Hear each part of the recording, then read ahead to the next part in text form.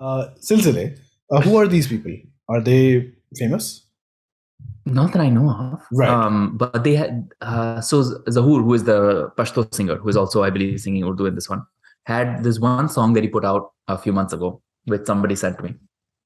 And it is like straight up Pashto R&B, right? Like I did not realize that it was Pashto. I Yeah. would, you would imagine that it's somewhere from like Spain.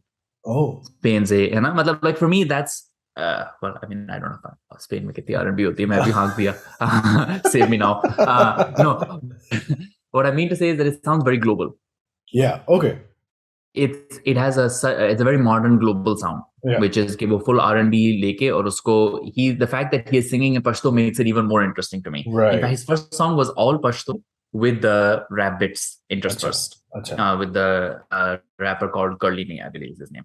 Okay. This song, there's a bit of Urdu and a bit of Pashto and a bit of rap, which is interesting. I think it's like more accessible, but I actually like the Pashto bits more. I think they're like more interesting to get into. Yes. Because the music also, I mentioned the music was very familiar. Like the production of the song, the accents, the beat, that immediately reminded me of like Hasan Rahim Talal Qureshi kind of music. Interesting. But only in terms of the music itself.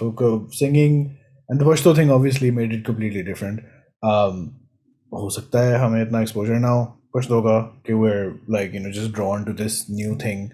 Maybe Pashto is not super represented in modern music in Pakistan historically. Sab apni jagah. But yeah, I think more than the production, I find I like the Pashto bit of it like a lot.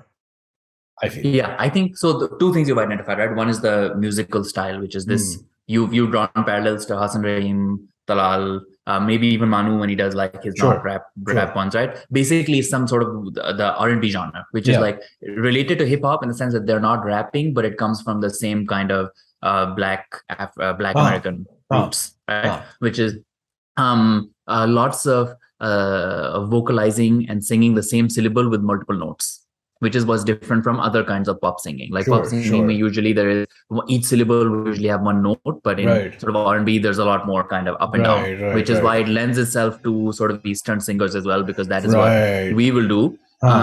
So there is a kind of natural link there, but also it's in vogue. And the fact that all of these like new young artists have taken these like trends and are now sort of localizing them and making them, I find that interesting. And I find that interesting because I think it's a lot of sort of global becoming local and local becoming global. Right, which is I find that this music is much more global and where the trends are than say like any other scene in Pakistan in the past. Like when Junoon was big, like classic rock was not what the world was listening to, right? Junoon brought it. Junoon created a moment in Pakistan, but that was behind where the rest of the world was at. I think the early 2000s were also similar, right? Like strings, pop rock type things. Like that's not. And we missed kind of like when the world started listening to hip hop, early 2010s. Yeah. Right? Like the global popular charts went away from rock into hip hop, and we sort of missed that trend for a while. But it now seems that we are making music that the world is listening to in other genres. Like every part of the world is listening to this kind of music. And the fact that this is so with the trend, I find is interesting. And then the second part that I find interesting is that if this was done just in Urdu, if this song was done just in Urdu, it wouldn't be as interesting than if it was done in Pashto, right? And in some sense, the fact that it is so global lends itself to be localized in a very hyper local way. Like this में वो token representation नहीं चलती. देखिए हमने R&B गाना उर्दू में गा दिया. Like, we're past that point. We're past the point where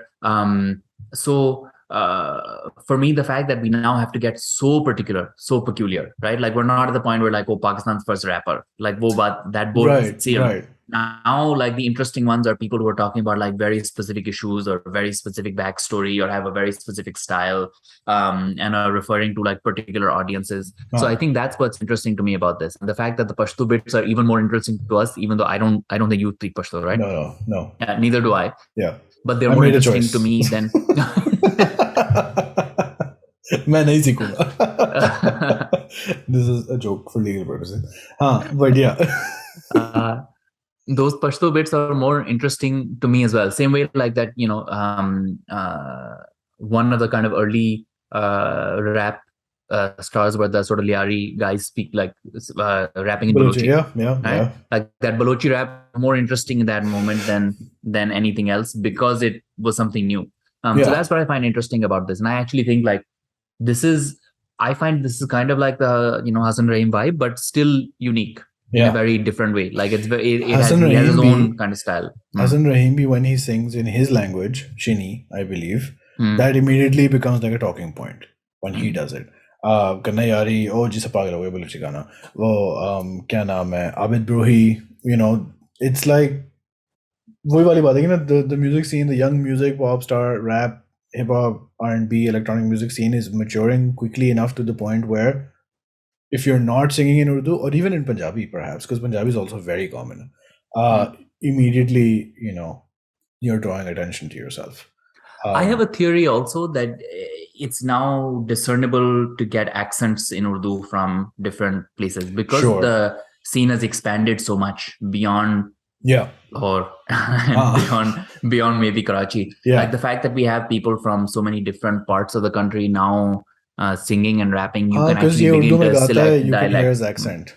Yeah, you can hear his. I think even with Hassan, like Hassan has a very peculiar way of saying Hassan things. Sings sort of, and when he sings in English, he sings in cursive slightly. So this is going to be like a thread. That may not be his accent, may just be his style. But that's only when he sings in English. Urdu mein to it's fine. Right. But with rappers, you can tell, like Lahore rappers from Karachi rappers, from the Baloch rappers, the Karachi Urdu speaking rappers from the Karachi Baloch rappers, as they switch language. Like it's very, you can begin to get dialects, which I think are very interesting. What is JJ's background? Ethnic. He's not Urdu speaking, right? His singing, there's an accent to his Urdu. He might be, in which case, again, off the cancel cliff. But he did a podcast with Qazi. Hum wo check karenge. But yeah, because there was an accent there too, and that that really just sets it apart from what was the mainstream. Ki har koi aise hi gaata hai. This is the one type of Urdu. This is the one type of Punjabi, and this is all. This is all we have. All we should have. But acha.